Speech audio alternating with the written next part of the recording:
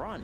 And, well, he's going to wait for Universe to be able to hit another two-man stomp, finish off Duo, and now Carl left it very much alone, and the rest of his team is coming in soon. Yes, can Carl live long enough? Well, with Tanner coming, he does manage to get the disarm onto Tanner. That's going to help, and now the rest of the team is here. Fought a shield, a little bit of heals. Carl's going to be okay. Gunner saying, I got to get out of here, just as BSJ is saying it, but he's popping a telekinesis, pull back into the rest of the team, and there you go. Geek Fam get a critical kill onto Gunner. It had to be quick. I knew that it had to be quick, and then they just took a little. They killed the IO. That was great. And then just at that point, when you get halberded on Slark, just get out. Like the fact that they delayed the kill by 4 or 5 seconds with that halberd, it's super important that they realize Geek Fam's always going to respond. They're not bad, right? They're going. They know they need to fight you, and if you force them to fight, you need to keep playing. I say cat and mouse again and again. Force them to come to you and run. As NIP, as Geek Fam, you want to force them to come to you and hopefully force them to fight you. That's the goal here. So what do we got in the bounty runes here? Looks like it's just 2 for 2. Yep, 2 for 2 both ways. At the end of the day, it's not terrible, but the freebie was already used, as we talked about on the Slark. So he does have to worry about being too far behind once Geek Fam can't, because eventually the split push thing doesn't work anymore, right? Eventually, the enemy team does too much damage. They're going to come back for this. They have no lasso. Our IO, is he going to be alone? He's actually going to bring Raven back in, but they're lined up with the shots for the side blade. Tanner just ripped them apart inside the river. A double damage turns into an easy double kill for him. That Essence Ring does not give armor, so as far as I remember, right? It gives like mana regen and int. Yeah, I think so. So that IO getting meld struck with the Deso probably is at like negative 12 armor, and it's pure damage on the hero behind him, so Gyrocopter effectively has negative 12 armor, getting hit by a DDTA. That is not ideal, to say the least, for Geek Fam. They are now down by 4,000 despite having an Aegis. And this is where we start getting real concerned for Geek Fam, right? Because they were doing fine. They had, good net worth. They were staying ahead with the Gyrocopter and Huskar, but just, engagements that they don't actually full out win. You said, these engagements where nobody dies, that's to the advantage of Ninjas in Pajamas. Now they straight up lost a fight. They lose map control off of that. They start coming behind farther and farther in net worth. We were talking about the elusiveness of the cores on the side of NIP. How do you even kill this Bat Rider? Like when he's just farming, like he's just taking the dangerous farm all game. He's been sitting bottom with boots of travel, ready to show up to fights. That's usually something you require from your mid laner. Like that's a crucial role in the game, to defend your tower and show up to fights. And they're getting it out of their 5 position. There's just so much greed, so much efficiency coming out from NIP's draft. Geek Fam just doesn't have the tools to punish it yet. I don't know if they ever will. To be honest, none of their heroes, Huskar, Gyro, Abaddon, they never build to punish that. None of these heroes build Sheep Sticks, Abyssal Blades, Blink Gap Closers. None of them ever built that. They're all in the hands of this Rubik, and that's a tall task for a 4 position, potentially a 5. We're getting to the point where Ninjas in Pajamas are going to start taking 5v5s with confidence. Now they have a BKB on the Templar Assassin. That's going to change a lot of things. Now that they have enough net worth lead, they can consider taking. Oh, this is a 3-man stop. Oh, nice setup. They're going to immediately start hitting on a Cuckoo, where as Biver identifies the right hero. Let's just finish off Dubu, and then we'll take Raven for last. Yikes, man. NIP is playing this well. They've had a couple slip-ups, but overall, they clearly understand the game plan. They know what they were supposed to do with their draft, and this is the point that you play the cat and mouse game for. This is why you did it. And I said eventually the split push game doesn't work, but what you're supposed to do with this early 15 to 20 minutes that you did it was accrue that 4K lead with those crucial pickoffs, because you're playing the map more efficiently. And then suddenly you're like, okay, we're not afraid to fight you anymore, because even though your heroes are superior in team fights, we're just going to buy items. So now that we're at the point, Ninjas in Pajamas can take 5-on-5s. What does Geek Fam do? Because they're obviously not in a great position. This lineup is not going to go late game very well, right? You honestly have to hope NIP just slips up. So you're going to have to make riskier and riskier moves and just force fights and try and out-team fight them. Basically, at this point it comes down to hopefully pushing your buttons better than the opponent. And sometimes that is just how it is in Pro Dota, even in pubs, But in this case, like, there's just no natural way for them to play the map efficiently. You're watching Peter just jungle on his own side of the map. When you're a 5 position and you're jungling your own side of the map, I'm sure many viewers can attest to this. You're feeling pretty good. You're like, okay, my team's doing fine. Okay, I'm just gonna chill down here.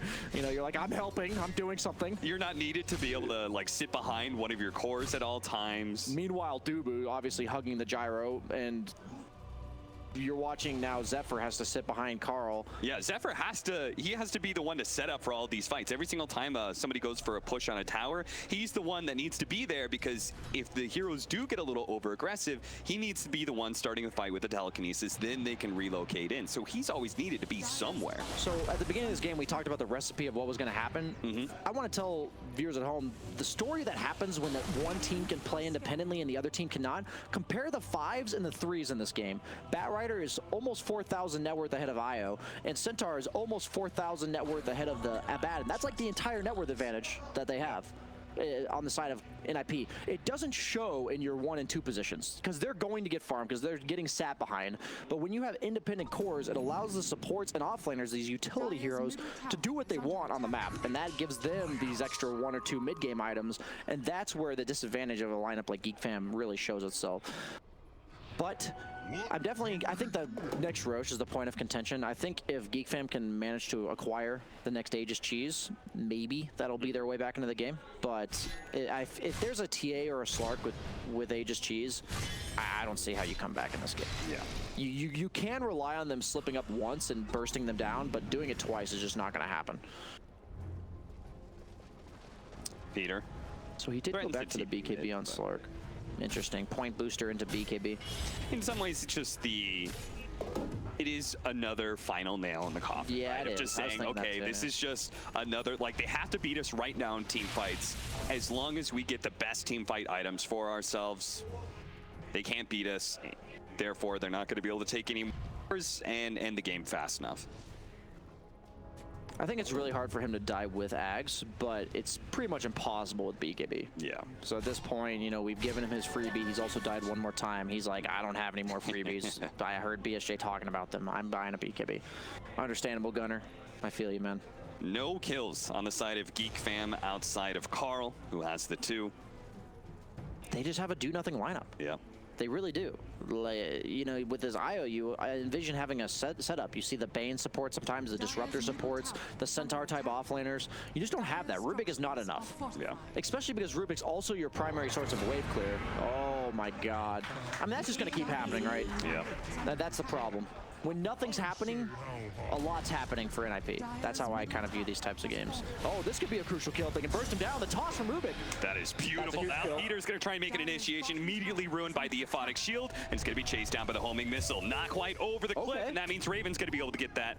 Oh, Roche just spawned too. Oh, that's a perfect opportunity. They need to check this. They need to check this. They have Lasso on the Rubik as well, instantly purging the one from Batrider. Sadly, look at Universe. He already shoved in that mid lane. Oh my God. He popped over. The creeps underneath tower, so they got to go back, do a little bit of lane maintenance. This is the problem, right? Even though you got 2 crucial kills on the side of Geek Fam, what are you going to get from it? Can they force the Roche? The Lasso from Rubik. Really? Gunner pulled back. Okay, telekinesis is a little bit good enough. Gunner, man. Wait, no, how did he lock? Oh.